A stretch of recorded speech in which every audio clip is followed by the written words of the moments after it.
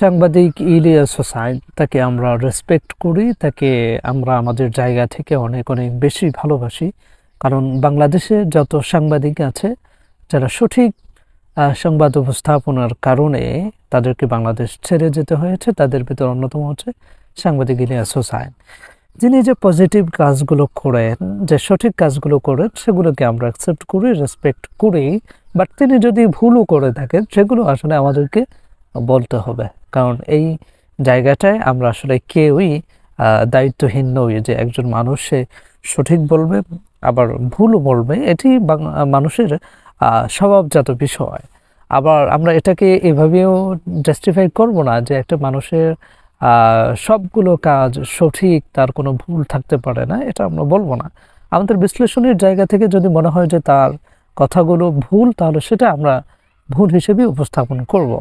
So আমি আজকে সাংবাদিক ইলিয়াস হোসাইনের যে বিষয়টি নিয়ে কথা বলবো সেটি হচ্ছে যে, আপনারা দেখেছেন তার একটা স্ট্যাটাস, সেখানে উনি বলেছেন যে মেয়েরা ফুটবল খেললে মাদ্রাসার পাশে সমস্যা কোথায়?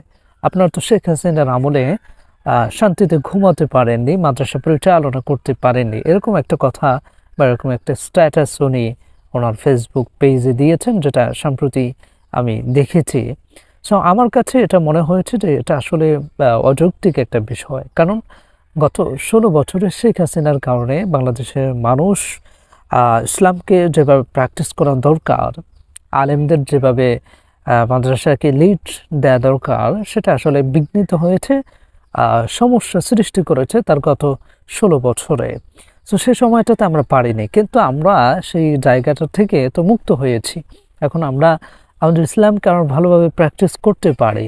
আপনি চিন্তা করেন যে একটা মাদ্রাসা, বিশাল বড় একটা মাদ্রাসা, যেখানে ইসলামিক পড়াশোনা হয়, সব কিছু সেখানে হয়, সেটার পাশে যদি একটা মেয়েদের একটা ফুটবল খেলা হয়, যেটার সাউন্ড, আওয়াজ, যেটা টোটালি ইফেক্ট পড়বে একটা ইসলামিক ইউনিভার্সিটির ভিতরে, একটা মাদ্রাসার ভিতরে, তখন স্বাভাবিকই সেখানের যারা দায়িত্বশীল ব্যক্তি আছেন, সেই মাদ্রাসার যারা কর্তৃপক্ষ আছেন, তারা এটা ব্যবস্থা নেবেন যাতে এখানে খেলাটা না হয়।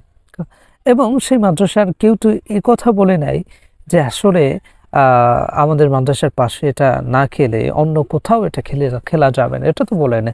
জাস্ট মাদ্রাসার খাতিরে উনি বলেছেন, বা ওই দায়িত্বশীলরা তারা একথা বলেছেন যে আসলে আমাদের মাদ্রাসার উপরে ইফেক্ট পড়ছে, এজন্য আসলে আমরা আমাদের এই জায়গাটায় খেলতে দিতে চাচ্ছি না। এটাকে কেন্দ্র করে সাংবাদিক ইলিয়াস হোসাইন তিনি বলেছেন যে অতি ইসলামিস্ট হয়েন না, অতি ইসলামিস্ট হয়েন না। এটা অত্যন্ত সেন্সিটিভ একটা কথা। আমরা যদি কোরআনে কারিমের কথাগুলো যদি দেখি, সেখানে আল্লাহ তাআলা স্পষ্ট বলেছেন, ইয়া আইয়ুহাল্লাযীনা আমানু দুখুলু ফিস-সিলমি কাফা, যে হে ঈমানদারগণ, তোমরা ইসলামের ভিতরে পরিপূর্ণভাবে দাখিল হও।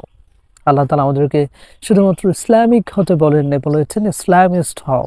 তোমরা এক একজন ইসলামের যে মূল্যবোধ আছে, ইসলামের যে রুলস রেগুলেশন আছে, সেটাকে পরিপূর্ণভাবে ধারণ করো, ওন করে, এটা একজন আল্লাহ তাআলা বলেছেন।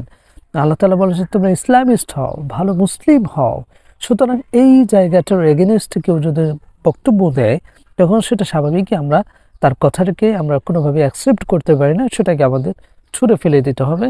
সো সাংবাদিক ইলিয়াস হোসাইনের কথাকে আমি ছুঁড়ে ফেলে দিচ্ছি অত্যন্ত সম্মানের সাথে, বিনয়ের সাথে। তিনি আসলে কোরআন সুন্নাহর জায়গাটা তেমন ভালোভাবে বুঝতে পারেন নাই। আর সেকেন্ডলি, আমরা যদি তার কথা বলার প্রেক্ষাপটটা যদি আমরা একটু খেয়াল করি, তাহলে বুঝবে যে উনি কিছুদিন ধরে আলেম ওলামাদের উপরে বেশ ক্ষিপ্ত হয়ে আছেন।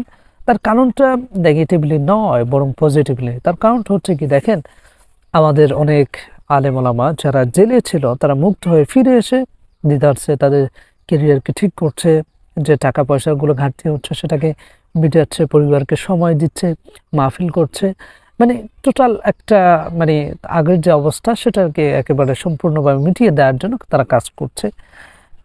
এখন এই যে এদের যে বিপরীতে যে সমস্ত লোক এখনো জেলে আছে, আলেম ওলামা যারা এখনো জেলে আছে, শফিউর রহমান ফারাবী তিনি জেলে আছেন। এরপরে আরো অনেক পরিচিত অপরিচিত অনেক আলেম ওলামা আছে যারা এখন জেলে আছেন। কিন্তু মুক্ত হয়ে যে সমস্ত আলেম ওলামারা ফিরে এসেছেন জেল থেকে, তারা এখনো পর্যন্ত শফিউর রহমান ফারাবী থেকে শুরু করে এই যে ব্লগার রাজীবকে হত্যাকাণ্ডের কারণে যারা জেলে ছিল তাদেরকে ছাড়ানোর ব্যাপারে ন্যূনতম চেষ্টা করে নেই, এখনো পর্যন্ত করছে না। সো এই জন্য আসলে সাংবাদিক ইলিয়াস হোসাইন এই সমস্ত আলেমদের উপরে ক্ষিপ্ত হয়ে এই কথাগুলো বলেছে। আমাদেরকে একটা বিষয় খেয়াল করতে হবে, সেটি হচ্ছে যে একটা মানুষ সে যদি অপরাধ করে আমরা তার অপরাধের ভিত্তিতে তাকে আমরা শাস্তি প্রদান করতে পারি না।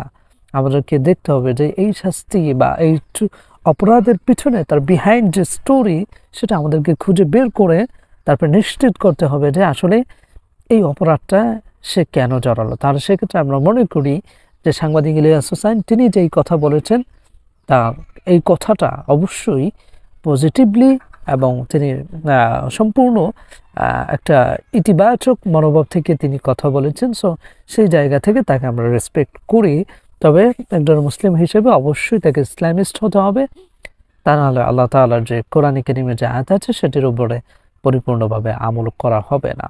সো সাংবাদিক ইলিয়াস হোসাইনকে অত্যন্ত সম্মান জানাচ্ছি, অত্যন্ত শ্রদ্ধা জানাচ্ছি তার অনুসন্ধানী ভিডিওর জন্য, তার কথা বলার জন্য। তবে এই কথা যে আপনার হচ্ছে ইসলামিস্ট হয়েন না, এটাকে আমরা মানতে পারি না। So, okay, that's it. Thanks for watching this video and see you in the next video. Allah Hafiz.